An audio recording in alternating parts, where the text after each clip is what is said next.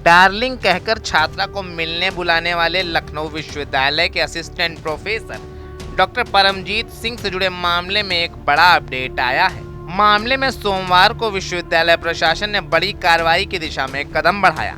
कुलपति professor JP Saini की अध्यक्षता में आकस्मिक कार्य परिषद की बैठक बुलाई गई, जिसमें आंतरिक शिकायत समिति यानी आईसीसी ने जांच रिपोर्ट पेश की।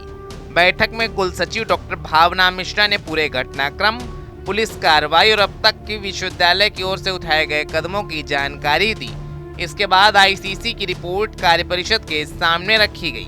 जांच के दौरान छात्रा ने समिति के सामने उपस्थित होकर अपने साथ हुई कथित मानसिक प्रताड़ना और दबाव की घटनाओं का विस्तार से बयान दिया। वहीं आरोपी शिक्षक डॉक्टर परमजीत सिंह ने आरोपों से इंकार की कोशिश की, लेकिन उसने स्वीकार किया कि वायरल ऑडियो में आवाज उसकी ही है। उसने सफाई देते हुए कहा कि बातचीत के दौरान उसकी जुबान फिसल गई थी। कार्य परिषद के सदस्यों ने वायरल ऑडियो को ध्यान से सुना। बैठक में मौजूद सदस्यों ने इसे शिक्षक छात्र संबंधों की मर्यादा के खिलाफ बताया।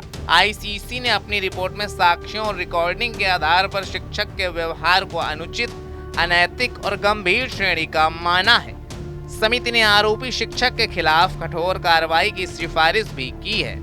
विश्वविद्यालय प्रशासन ने कुलपति प्रोफेसर जेपी सैनी की अध्यक्षता में 3 सदस्यीय अनुशासन समिति का गठन किया है।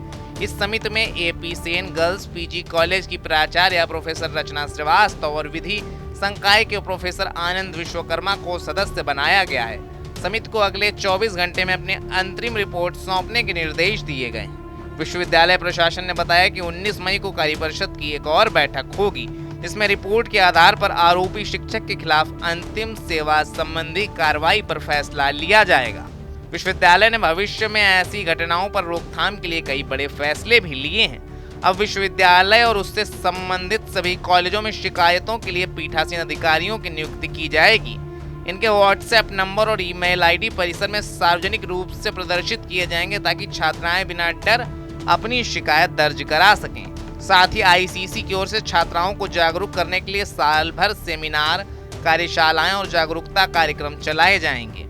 कुलपति प्रोफेसर जेपी सैनी ने कहा कि विश्वविद्यालय छात्राओं की सुरक्षा और सम्मान से कोई समझौता नहीं करेगा। उन्होंने कहा कि दोषी पाए जाने पर ऐसी कार्रवाई की जाएगी जो भविष्य के लिए उदाहरण बने।